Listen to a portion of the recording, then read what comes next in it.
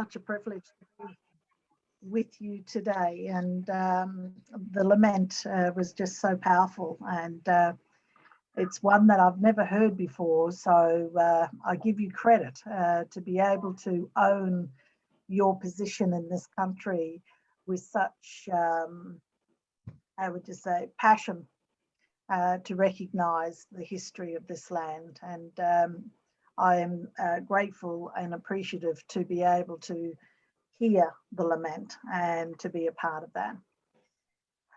Look, today, firstly, we are going to have a time to be able to have a conversation because there's some questions I want to ask at the end of my paper. And one of those things that I hope is inspirational to you and maybe open up a dialogue that is ongoing after this conference. But first, I would like to acknowledge the land I am on, and that being the Turrbal and Jagera peoples. I would like to recognise my elders, both past and present, and to also recognise our future First Nation leaders. There is so much knowledge that we can learn from Australia First Nations people, as we have lived on this continent for 60,000 years or more. Just think about the wealth of knowledge that is so untapped because it is either undervalued, ignored, or seen as having little to offer broader Australia. There is so much that can be learned from our First Nations people, such as how to live with our environment, how to live with one another, and most importantly, how to value each other's differences. As a First Nation peoples, we are profoundly religious in our character. The formalities of life, the mode of life and thought, and our every act has spiritual significance. Our most deliberate words and deeds revolve around religious considerations. We have a highly developed sense of the sacred, and our views of ourselves and of the world are preeminently religious. We have always centered our lives in the spiritual natural world. We are deeply committed to the Creator and our ancestors, and to the creation in our consciousness and in our instinct. Only through our spiritual connections to the creation can we continue in our own identity. Therefore, we conceive of ourselves in terms of the land. In our view, the earth is sacred. It is a living entity in which other living entities have origin and destiny. It is where our identity comes from. It's where our spirituality begins. It is where it is the ancestral narratives. It is where stewardship begins. It is where life source is sustained. We are bound to the earth in our spirit. By means of our involvement in the natural world, we can ensure our own well-being. One of our greatest strengths lays in our ability to communicate with the spiritual world around us. This is manifested in our extensive use of symbolism, in our visionary experiences, in our spirituality, and in our use of language. These forms of communication and these symbols have clear expression in our ancestral narratives. The initiation ceremonies, the sacred sites, the healing rituals and ceremonies, they are evident in our oral tradition. To understand Australia First Nations worldview, non-Indigenous people need to immerse themselves into our metaphysical world. This is not an easy task to do because our perception of ourselves and our world, whether it is the physical, emotional, or spiritual, is not fragmented. Rather, these elements all coexist together. The importance of this connection between ourselves and other living forms of creation is expressed through our totemism. The ritual performances associated with our totems has influenced and ensured the reproduction of both the natural and the human continuation and the natural cycle of seasons. Through many thousands of years, we have developed an intimate relationship between ourselves and our environment. Through our spiritual interconnections with the natural world, we do not see ourselves as separate from it, but as inextricably bound to it. Our place and our survival in this world comes as a direct result of this close relationship in the natural environment. Our relationship with our environment is not one of domination or manipulation. We do not erect huge religious cathedrals, churches, or synagogues to highlight the significance of a sacred area. Instead, our sacred areas or sacred sites are natural land formations where our ancestral spirits interacted with creation and therefore based Aboriginal ownership on our spiritual identification and association with our lands, waters, and sea. Through the bestowal of land by the Creator to our ancestors, we share in maintaining our interconnections through shared responsibilities and obligations through our totemic relationship, or as custodians of a certain sacred site. This is done through rituals and ceremonies, continually performed at exact times each year.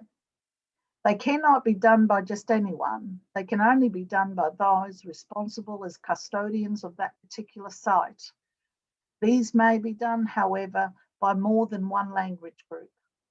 Those who share in these obligations may be custodians of a specific section of ritual relating to the site through their totemic association and through their shared ownership of sacred knowledge and so on.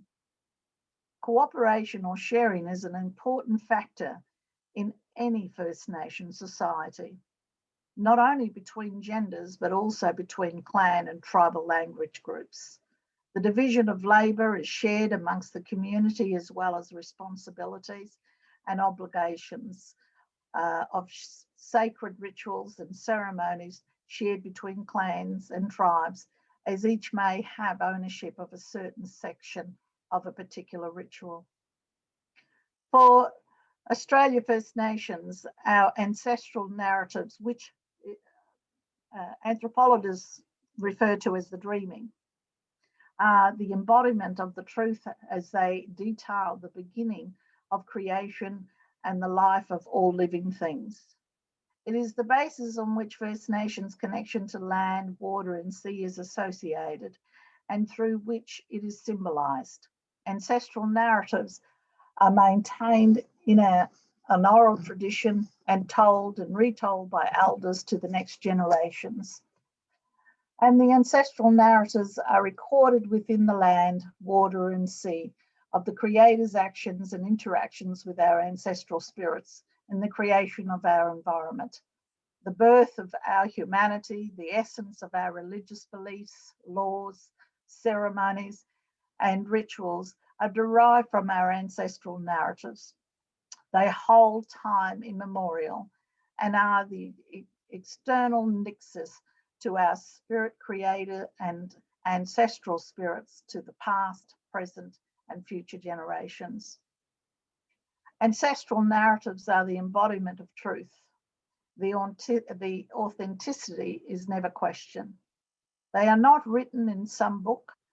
The environment contains the stories, markings and narratives of the spirit creator and ancestral beings found in our ancestral narratives. Through our ceremonies and rituals, we sing and dance the ancestral narratives into life, and they tell of the Creator's acts, which gives praise and to the Creator and to ensure the rejuvenation of creation. Australia First Nation spirituality and religious beliefs are shared by many First Nation leaders. They have throughout the decades tried to convey their thoughts, beliefs, and culture with the Australian church and community. This, however, has been either ignored or met with contempt leaving First Nations peoples with feelings of invisibility and rejection. Hence, I wish to highlight the voice of a First Nation Christian leader to share his views about his culture. Reverend Giniini Gondara states, "My understanding is that the primal religions like ours depend on sacred stories. They are not made up stories, but are very real, sacred and holy. We do not need scriptures or creeds to learn about the spirit powers.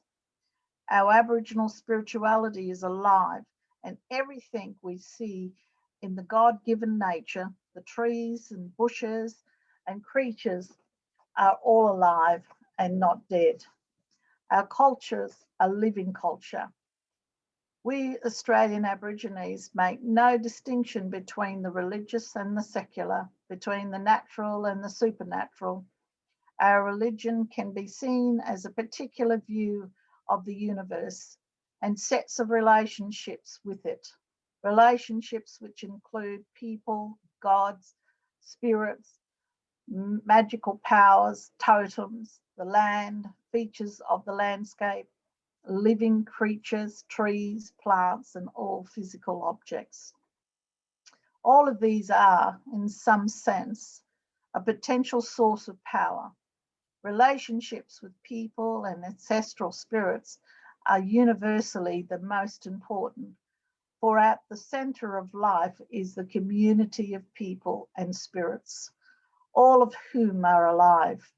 This community, with members of an extended family and links with a particular piece of land, gives a person identity and security, a reason for living, a sense of history, an approach to the future.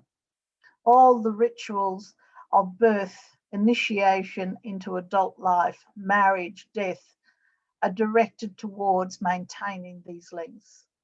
Aboriginal spirituality aims at life, prosperity, harmony, control, and balance in all relationships, particularly with people and spirits, and in this world rather than the next, although we believe in life after death.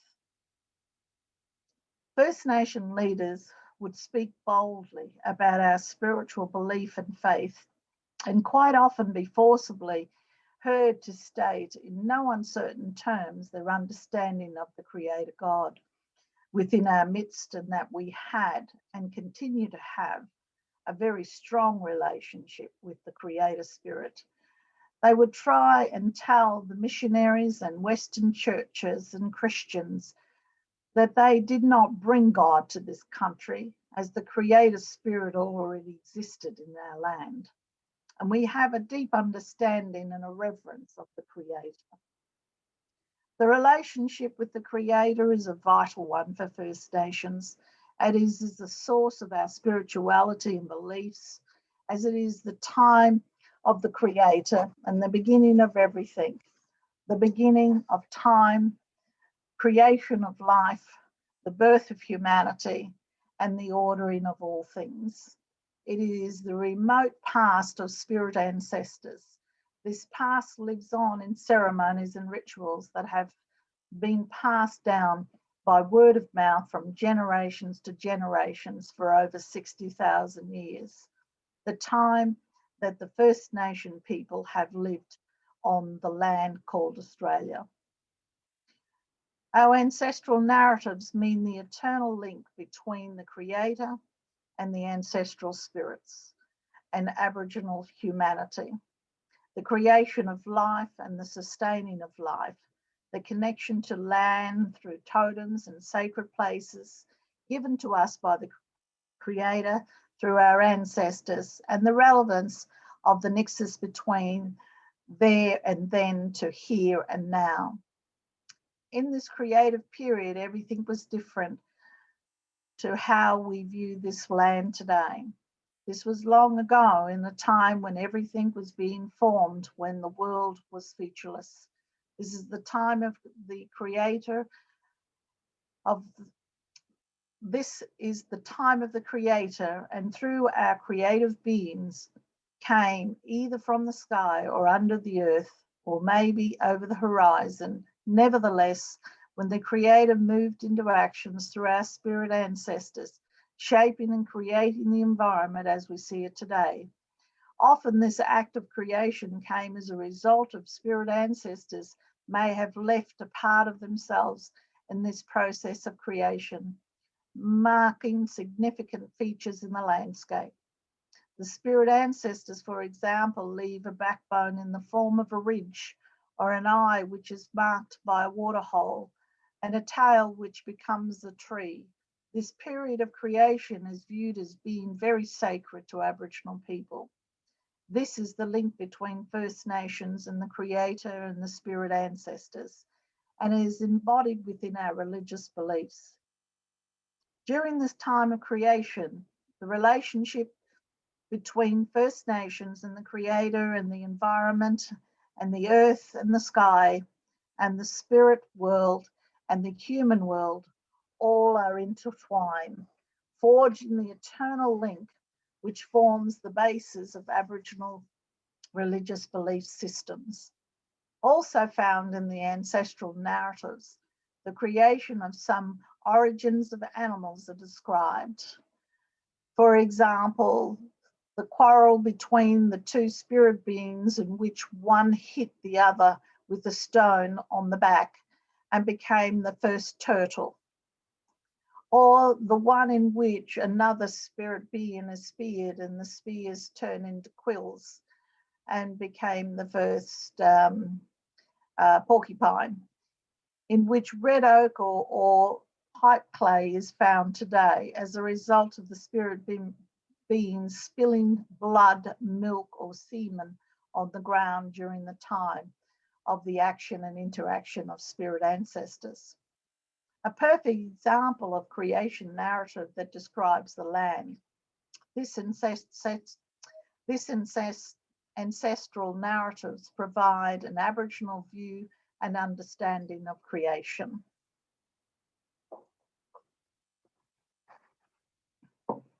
In their journey, the spirit ancestors created,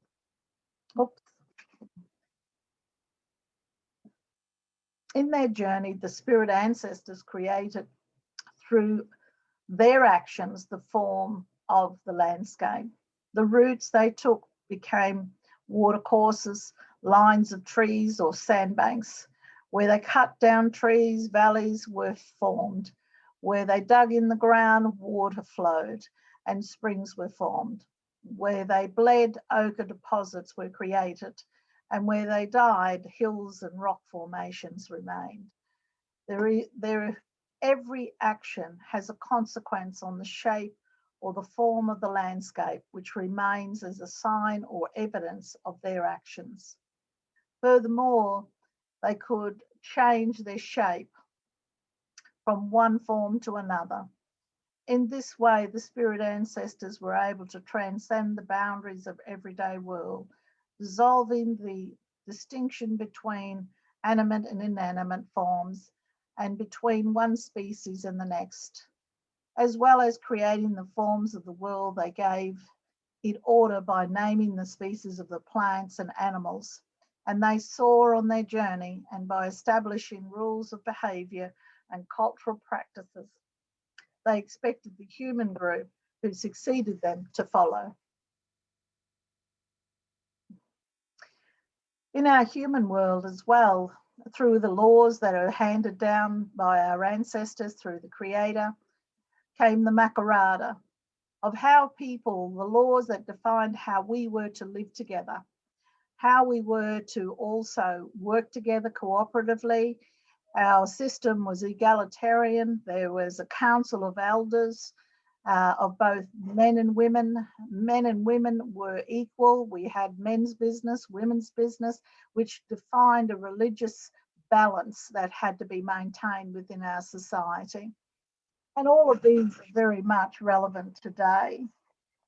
As the Makarrata is one language group from the Northeast Arnhem Land, the Gummidge people, the Makarrata laws was about restoration. It was about restoring and resolving conflict. It was about maintaining a balance of order within the community.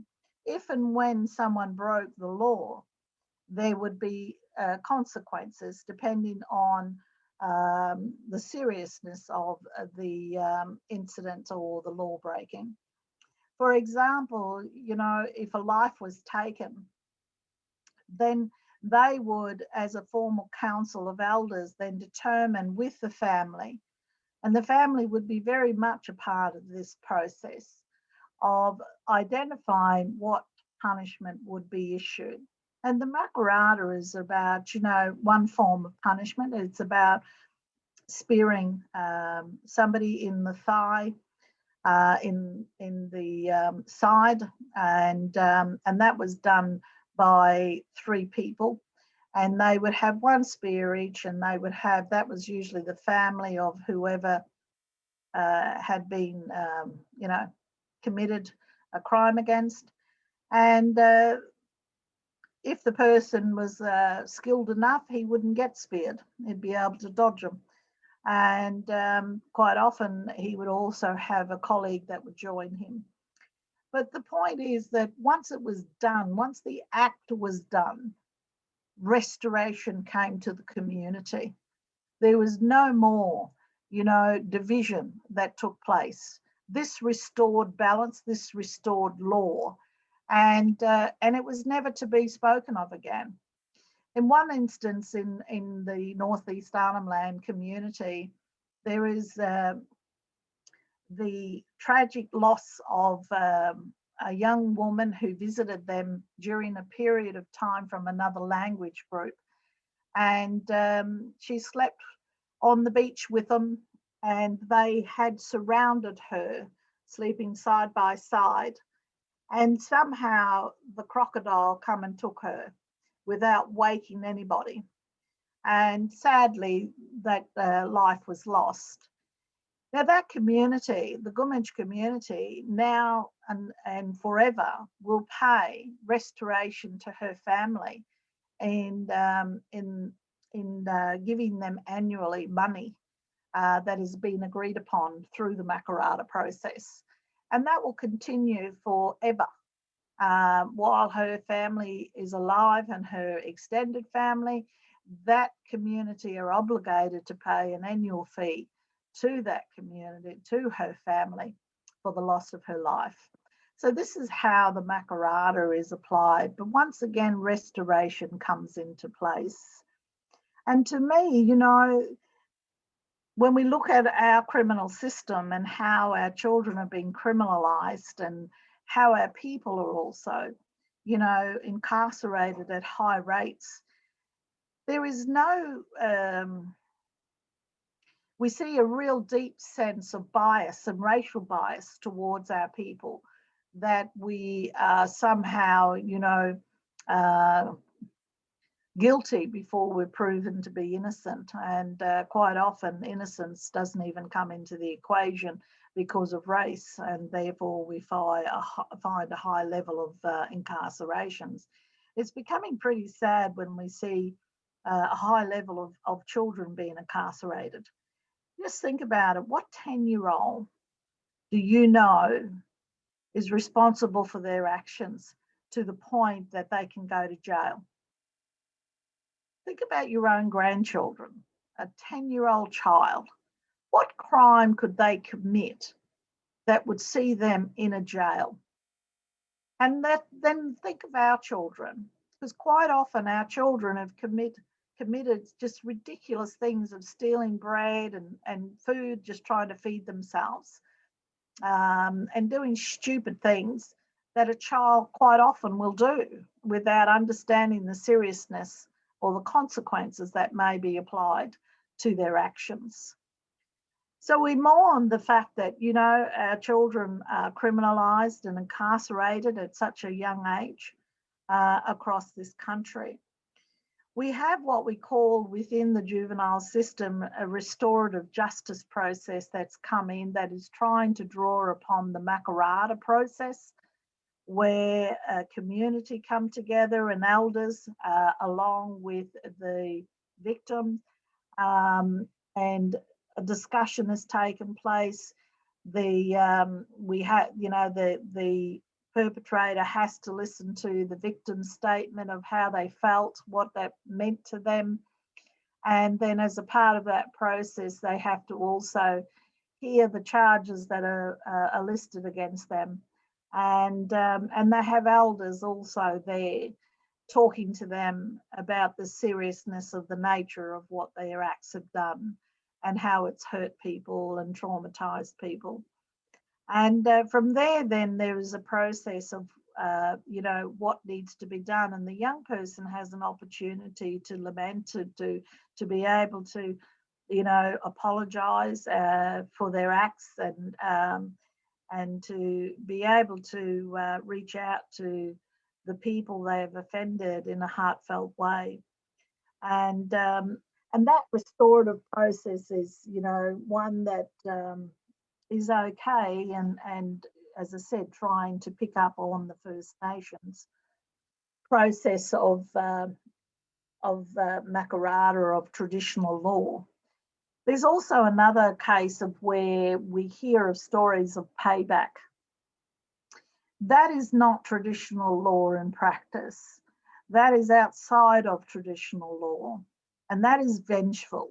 And quite often it's one family against another or community, and it is not applied within law.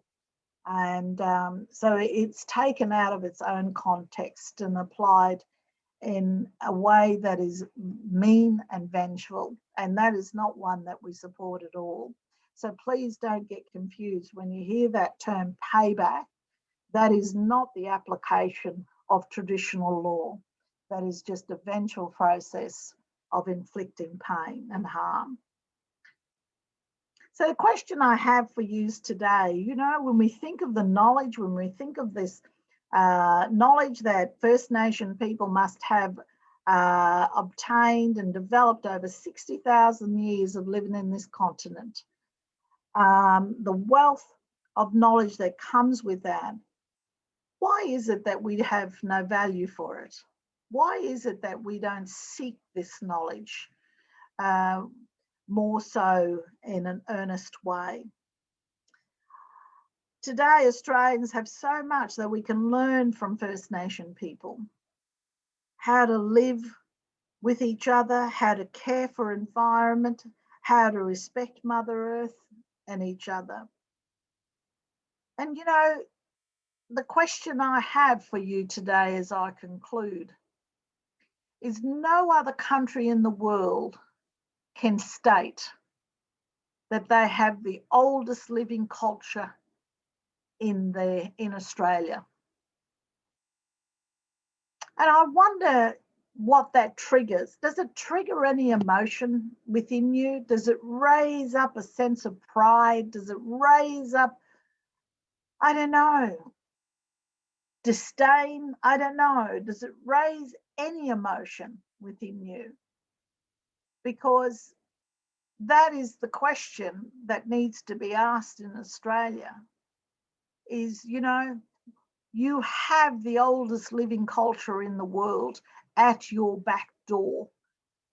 Does it have value?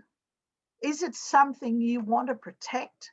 Is it something that you want to respect? You want to draw upon, access, highlight, lift up? I don't know.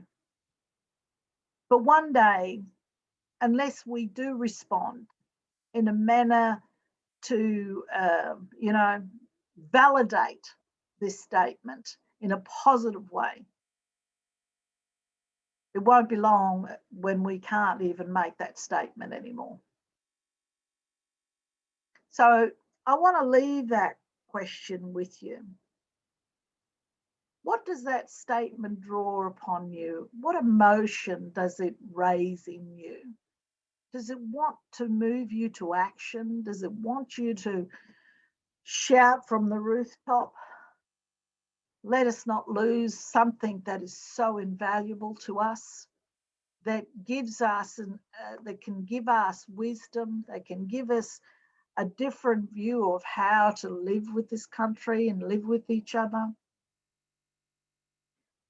Is it the statement, does it draw emotion in you that you want to protect, you want to learn and ensure its longevity? And there's one thing, you know, that First Nation people value, is they value every culture that has come to this country, because it's that diversity that has made this country rich. And sadly, we have no place in that diversity. We're not valued at this point. We're not included. And what's really sad is we're not cherished as having something of worth to give to you. This country wouldn't be what it is if it weren't for the First Nations peoples. So I ask you, we have the oldest living culture in the world. What emotion does that spark in you? I'll leave that question to you. So perhaps we might be able to, people could share and tell me what that raises in you. Thank you. Thank you, Anne, very much. Thank you for the challenge. Thank you for the question. In some ways, many of us over the years have done some individual self-analysis, you know, all of these things to do with personality and either pastoral or management styles and things like that. We haven't done the cultural analysis. What has contributed to that desire to have power over? And then the technology that's enabled that power over. I'd like to open this up to the group. If anybody would like to either respond to Anne or ask a question, please feel free. Pearl.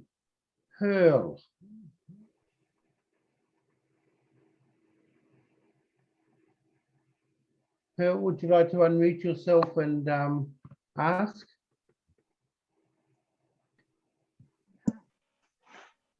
I don't know what I did. Can you hear me? Yes. I pressed something. I was just giving a response. A thumbs up to Anne, that's all. Okay, all good. I have no questions. I just think that Anne's done a fantastic presentation. I'm proud of you, Anne. Thank you. Anne and I have a long history, and fellow Queenslander as well. And that was excellent. Thank you so That's much. all I need to say. I think other people need to now respond to your challenge in the question. Thank you, Anne. Thanks, Tom. Thank you. Has anyone got a response or a question? Yes, I'll start with your where you finished, Anne, with the challenge. What emotion does if we do acknowledge this oldest living culture, and surely we all here would wish to hold that up and celebrate it. But I can't resist going to politics and the paucity of our political leadership. Things that should be celebrated to repeat are not, and there's an antagonistic discourse and the disappointment of the response to the Uluru Statement of the Heart. So it must break your heart when you see some of the responses, when even logic would impel us to move the other way. So all we here hold this up, and the wisdom that you can potentially bring. Would you agree there's just a little spark, little pun intended, the cultural burning becomes an example, and an example only, of what looks like being taken up. Now, if we can do it with one thing, and because we can see the value in it, then there is so much more that we could take. The cultural burning is something, yes, Helen, that has been taken up, but unfortunately it doesn't create employment for First Nations people. What has happened is people within the environmental system have taken that knowledge and they make the money out of it, and government employ them. And not First Nations. So it's sad to see, you know, again, we miss out, we're being continued to be disenfranchised within the economic base. I tell you what gives me hope. I don't rely on governments to give me hope. I rely on people like you. And this forum gives me hope. And, you know, when I look at everyone sitting in this forum, I think, oh, thank God, there are people who see us and value us, and also acknowledge the role that their people have played in our history, and also, you know, the privilege and wealth that has been born from that history of, you know, dispossession and oppression. And that's what gives me hope. It's people like you. You know, politicians are people we elect, and if they're not reflecting what we believe that should be reflected, then we shouldn't be voting for them. And we need to use the power of the vote to get what we want, to influence where we want our people to go. So, you know, we talk about being one person. Well, it only takes one person to vote differently to change things. And if there is a groundswell of people, then governments will start doing what you want if they think they're going to lose power.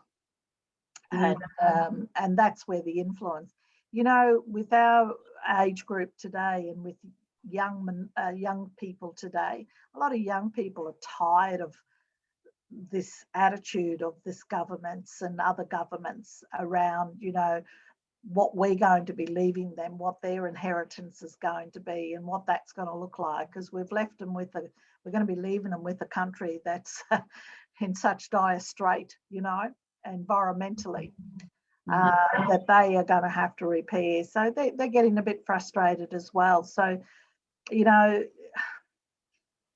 elders, you have wisdom, you're in our age group, stand up, share that wisdom, take your role and authority.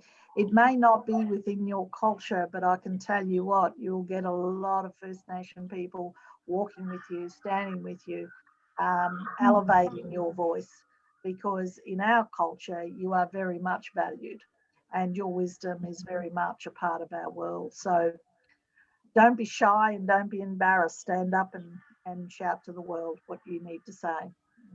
Thank you. And we have a question from Harry, and it's really about COVID. Do you think that COVID is symbolic of our failure to appreciate ancient wisdom and our care for the earth? Yes, very much so. You know, look, when we look at our environmental impact that we've had around the globe, and it's all around the developing countries, you know, and what they've done, and none of these countries have paid heed to the First Nation peoples, and particularly how we live with environment and how to respect it and how to care for it. And I think, you know, we're so caught up in topping each other, if that's the correct word, you know, one country against another, who's going to have the dominant power, who's going to have the warfare techniques and all of this chemical stuff that we're creating that we have very little knowledge about. You know, we need to come away from conflict and come back to peace. We need to come to learn how to live together and how to share resources rather than compete for resources. You know, we've got that much poverty in the world and so many people without so much, and yet we are filthy rich. We have resources beyond comprehension. and no one should be going without. It's because of our greed and our hunger to own and consume and to have power and wealth that leaves so many without. And you know, First Nation people just don't work that way. We share everything, and you know, quite often that's used against us as somehow a downfall, because we don't have wealth, we don't own our own homes, we don't have, you know, sustainable futures and economics, we don't put food in money in the bank, and we're not planning for our retirement, and so on and so on. Because we invest in our community, we invest in our future through our children. That's where our resources go to, about their future and their welfare. And I just think there's a lot that can be learned from us. And, you know, one, we need to come back to a place of being kind to each other and caring about our neighbour again. And, you know, in some ways, COVID has raised that within us. It has made us all feel our vulnerability, our wealth and our power means nothing in this time. It doesn't protect us from COVID. COVID has leveled us all, and regardless of race, wealth, position, power, nobody is safe against it, and we're all vulnerable. And in that vulnerability, I think we've found humanity. Perhaps we found a little compassion and for one another, for our neighbour, for, you know, others who are suffering, you know, and that's the way it should be. You know, Jesus didn't accumulate wealth. He had nothing. He was a nomad, you know. And yet we've created these incredible institutions built off this nomad who had nothing and accumulated incredible wealth in the pretense of feeding the poor. So if we're feeding the poor, why are so many going without? You know, we've done a lousy job. That's all I can say as Christians, you know. That's it. Caesar, you have a question? Am I okay? Can you hear me? Yes. Hey, how are you? Anne, good to It's see been a you. long time. 30 years ago, Anne and I Yes. used to work at the National Council of Churches in Australia. Great times, unforgettable. Thank you very much. Nice to see you, Anne. Lovely to see you, Caesar. Okay. In response to your question, one perspective I have is this, that as a society, we don't value introspection. We live on the surface, we live on the beaches, we live and die on sporting results. Yes. We throw stuff at each other, we debate, we argue, we criticize and this and that. But we don't go beneath the surface. We don't go deeper than that. And perhaps there might be a reason in a way, because the deeper you go into this situation, the more you might begin to realize that, you have a hand in this. I've mentioned this to some other people before. I used to know a Filipino academic. And she said to me, what happened before she arrived in Australia doesn't bother her because it happened before her time. And I said to her, but lady, you are now enjoying the prosperity of your life here, built on the backs of those who came before you. And those who were before you for 60,000 years. What I'm saying is perhaps not introspecting might give you the advantage, might give you the benefit of not having to bother about something very painful. And just move on. Just move on from election cycle to another, from one AFL or NRL season to another, etc., etc. And that is something we really have to battle with as a society. I agree with you totally, Caesar. You know, it is so easy to come to a new country and you know, benefit, to assimilate very quickly in order to receive wealth, power, privilege. And you learn very quickly, as a lot of migrants have learned, that unless you, how would you say, fall into line with how Australia sees itself, you will not be a part of that privilege. You will be persecuted. You will be, you know, marginalized. So people, you know, learn that very, very quickly on how to assimilate, and they come with the looking for a better life. Most people that come here looking for a better life, and therefore, in wanting that a better life, they don't want to reflect on who's paid the price for that good life that they want to now enjoy and have the privilege of having, because that might cost something. It might cost them.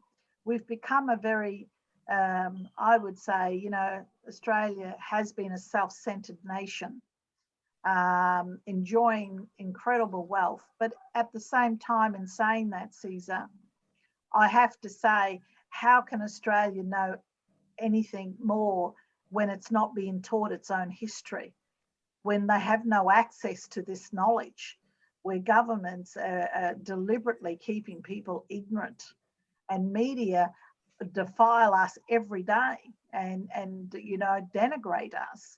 And if that's all you're being bombarded with, then your own attitude is going to be consistent with what you're being told. Because you're not getting truth, you're not getting history, you're not getting, you know, what really happened here. So, you know, it's how do we, and this is where First Nations are asking, how do we speak truth into this narrative? But in saying that also, I say, you know, the old narrative hasn't worked well for us, Caesar. You know, you know, we've been saying this same old story for, you know, 20, 40, 50, how many years? It hasn't gained us anything. Hasn't given us land rights. It hasn't given us a treaty. It hasn't given us, you know, acceptance, inclusion, or an economic opportunities. It's just continued to keep us disenfranchised and marginalized. So I have to ask, is there a different narrative? Is there a new narrative we need to take? Is there a new narrative that will enable people to engage, to be a part of seeing what First Nations has to offer, that is valuable, that is cherished, that is, you know, meaningful to other people, to want to raise up and have a relationship with First Nations people? I don't know, you know, is it time for a new narrative? One that is an invitation rather than, you know, a banishment, one where it raises in people, like I said with that question, what does that raise in you emotionally to be able to state we have the oldest living culture in the world? Does that mean anything? Does it have value? So I'm not sure. I think I'm searching at the moment in prayer and conversation with people. If there is to be a new narrative, what would that narrative look like? What would it mean? I don't know. So perhaps you might be able to help me with some of that. Thank you, Anne. Anne Lanyon has got a comment in the chat box, but Anne, would you like to address it? Yes, David. And Anne, can I just say thank you, because the emotions that you raise in me when you ask that question are how I've been feeling for at least 20 years. I grew up in the bush in Australia, and as a small child, kind of knew a little bit about Aboriginal people, But I grew up with that historical baggage of white colonialism in rural Australia, and I now live on the northern beaches of Sydney, where the colonisation has impacted, and where people thought there were no Aboriginal people left. But at our little church in Cherry Hills in the northern part of Sydney, we started a relationship, and I think your key word is relationship. We learned that there were descendants of the original people here. And so we started what we called sharing the story, sharing the land, having little yarn ups around the fire. And we've been doing that for about 20 years, but it's taking a long time, Anne. And my question is, how long do you think it's going to take? We've got to the point where we now have a young man, a young Yagle man from up further north in New South Wales, who's a musician, and we've started singing up country. So we have this gathering with Aboriginal musicians. We got one in before COVID, thank God. And we had Aboriginal musicians just singing all their kind of music, and people came along, and it's wonderful, but it's taken us 20 years to get to that point. So that's my question. How long is it going to take for these little things that you're talking about to become a swell that will bear political persuasion on our leaders? Look, at the moment, I can talk to you from what we are doing in World Vision at the moment. As a global entity, we've been working in this space for 40 odd years with First Nations peoples, and it's probably been one of the best kept secrets and in Australia that we've been working in this space. Now, our work is around building self-determination. It's about building the capability and capacity of First Nations organisations and service providers to be able to meet the needs of their people. Because they don't have quite often the knowledge and capability that is or level of compliance that government want, we then partner. They come to us and ask us to partner with them to build them up in order that government will give them funding, greater funding to be able to do more work. So when we come into that space, we come in a partnership with them. They are in the driver's seat from day one. It is not about who we are as World Vision, it's about them, the community, and what their aspirations are, because that's what we come to build and to achieve is their aspirations. With that, we bring training, we bring education, we bring qualifications, we bring skill sets. So we're usually in that community for a decade to 2 decades, depending on how big their vision is, but also how much work needs to be done to build the capacity within community. So everyone in that community are employed, are trained, are qualified, they get everything. So, and we build them to a place where government has greater confidence in their ability and reporting and financial compliance and everything else.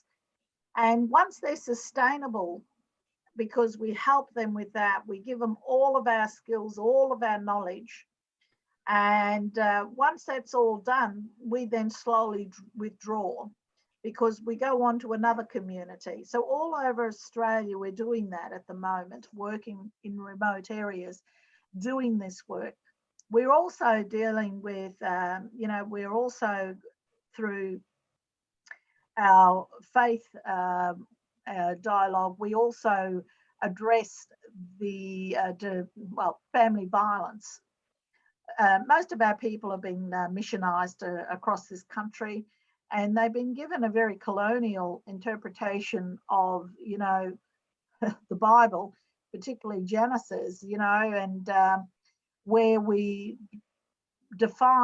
the church defines men and women gender relationships on Adam and Eve. And our question is, why would you just begin to define your relationship based on sin, when in Genesis 1, God created men and women, you know, as equals? Why wouldn't you start with Genesis 1? Why would you go to Adam and Eve and begin to define gender relationships out of sin? You know, it's like, it just doesn't make sense. So we begin to decolonize the biblical narratives and the way that they've been taught to us, and also raise questions around our cultural context. And when we do this process, we're also speaking into our culture and saying, you know, which of these things are acceptable or aren't acceptable. We never had this violence. We didn't see, you know, this level of violence in our community. We've been the victims of violence, which has, you know, defined us in our trauma. We've allowed our trauma to define our humanity. And we need to take back who we are as a people who is, you know, created in the image of God, who has been given wealth of knowledge, culture, and law. That should be what's defining us rather than trauma. So in walking through those questions and talking to people, we've been able to challenge a lot of aspects within our community around gender relationships and what they should look like. The question that World Vision has, and what our work is about, vulnerable children. And it's about, you know, everything we do is around how do we keep our children safe?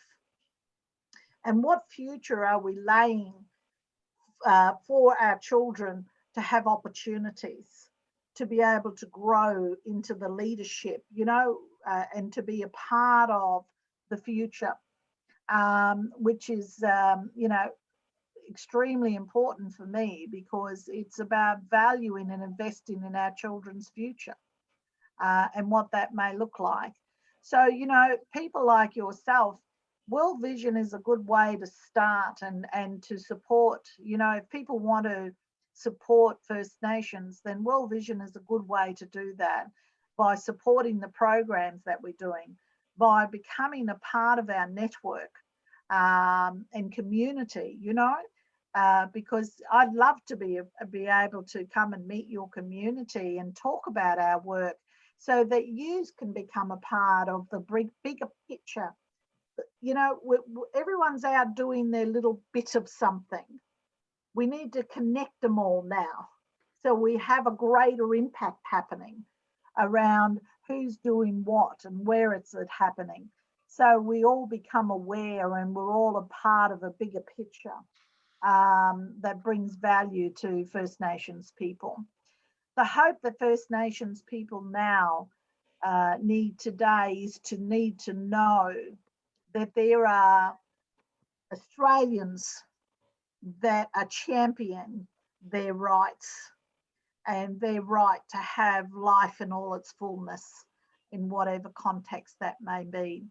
That is just so invaluable at this point in time for us. But thank you, Anne. Thank you, Anne. Maggie, you had a comment in the chat. Would you like to speak to it?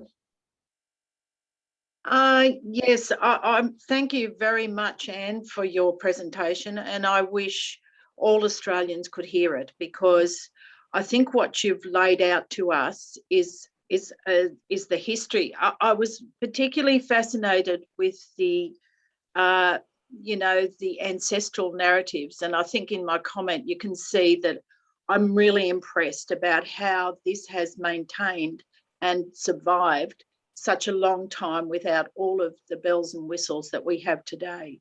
Yeah. So that is congratulations to your people for, thank you so much, for maintaining that those narratives.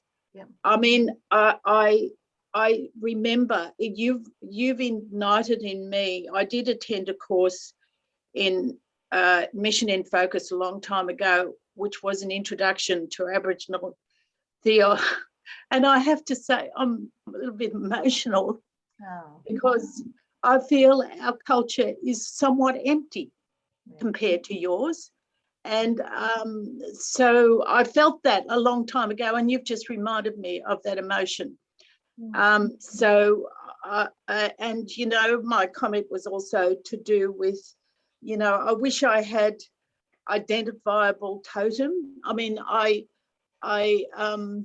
you know, I feel strongly about the injustices that happen in this world, and in particular to Aboriginal people. So, you know, anything we can do to change that situation. And I guess everyone here would mostly be, you know, tuned into the statement of the heart. I mean, this is a vehicle that I think that we can really ramp up if we, in a concerted effort, because it's the written and beautifully written invitation for us to share in your history, and why any Australian would reject it is beyond my belief. You know, so I'm sorry, mine's just commentary. And the only thing that I was interested in, another thing that I was interested in, is how you explained connections between different groups that were able to resolve issues. Now, in my understanding, we have been given the narrative that you're all kind of separate little groups, and that there was very little exchange between each other. It was like you were, you know, you weren't connected to your, so I don't know how we can, I guess my question is, I would just love this, you know, your oh, Harry, go away. I just want to know how we can communicate this too. Hopefully this will be recorded. We can put it on our YouTube channel, and so this can be viewed by many people. Thank you. Yeah, thank you. Thank you so much, Margie. Yeah. We've just got a couple of minutes left, and there's probably sorry, more questions than we can cope with for the finishing at 10:30. I'm just wondering, Frank, would you like to just ask your question, and maybe that may provide a quick answer? Oh, and thank you. That's great. The Makarrata was very interesting to me. At Redfern, we've got a mural saying, you know, we recognise that God has been with the Aboriginal people for thousands of years, and it ends up with saying the time for rebirth is now, from the Pope's visit to Alice Springs. But the Makarrata as a whole expansion on that little statement. But my question is about the Brisbane rivers, and I understand that Aboriginal people don't name their rivers after people like we have. So there were a couple of names mentioned at the beginning of this of this Zoom of the rivers, I think, the two names, and so I was wondering what they what the Brisbane river's name is, and if you know, in Aboriginal. No, I don't know, because we have a contested area here between Jagger and Turrbal, and they both reside on each side of the river.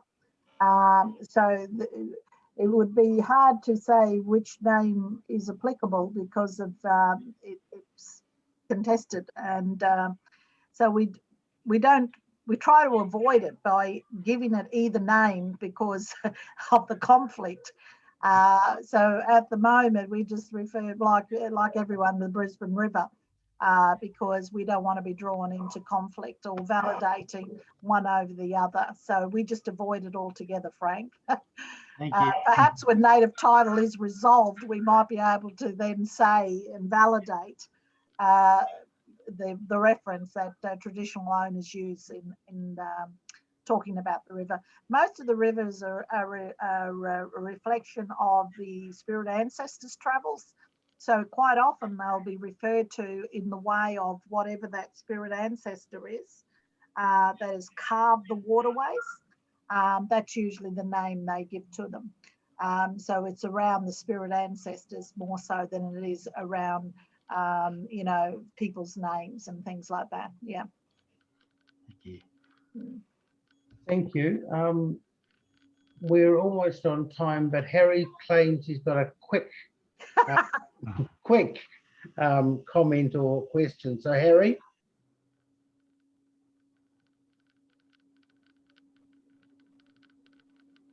Hello, Harry. Yes, sorry, thank you. And thank you very much, Anne, for all you've given us. It's been absolutely wonderful. I hope we can take it on board. I just want to reflect very briefly on my own experience as a migrant to this country. I came here from Ireland in 1974.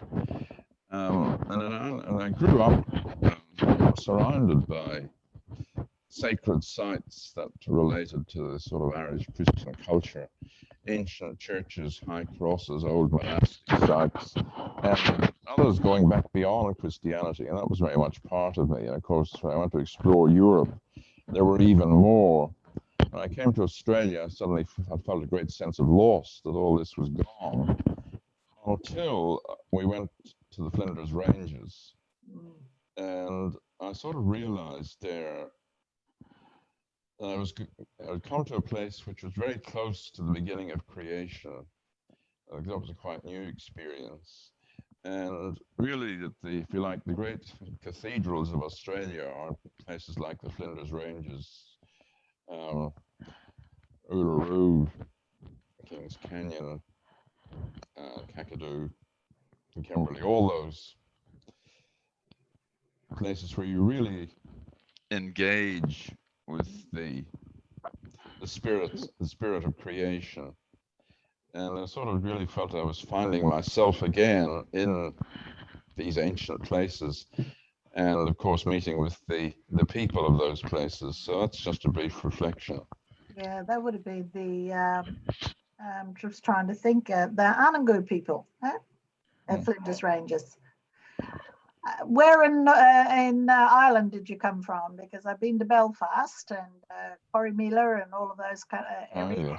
Yes. Well, I came from that part from. I really grew up in County Antrim, which is where Corrymeela, and of course you probably know all that coastline, which is one of my ancient sacred sites. I began my ministry in Belfast. Yeah. And so, all that's part of where I come from. I've always had a sense of kindred spirits with the Irish for some reason. I think because your people have suffered under British rule as well as we have, and there's a sense of humor that we have that's particular, you know, that we can understand each other, but absolutely have extreme fond memories of my time in Belfast and meeting community and church leaders and everything. And it's left a mark on me for a long time, and I've always wanted to go back and spend more time there because of that kindred spirit. And remember, most of the Irish that came out here, they came as convicts, and a lot of them married into our people and bore children. And so there's a number of our mob out there with the Irish heritage as well as Aboriginal. So thank you so much for sharing. Thank you. And thank you very much. David, my pleasure. This has been a insightful, challenging, encouraging session. We're very grateful. Thank you. And our prayers and our encouragement and support for you, because we experience you as gift. Thank you. Thank you. Is there any way, David, that I could have a copy of that lament, please? I can do Because I would like to share that through World Vision from this conference. So thank you so very much, and it's been a pleasure. I'm happy to do that. Thank you very much, Anne. Thank you. Bye, everyone. God bless. Thank you. And I hand over to Pam, please, for a few housekeeping things. Thanks, David. So folks, we're going to go into our morning tea break now. And if I could please ask you to stay logged in, do not log out of Zoom, because while you're away, we're going to be organizing the breakout rooms. So you could just mute your microphones and you could stop your video if you like, but please do not log out of Zoom. If you could please be back just a couple of minutes before 11, and at 11 a.m. we'll kick off with the next presenter, Cynthia Rowan. So enjoy. See you soon. Thank you.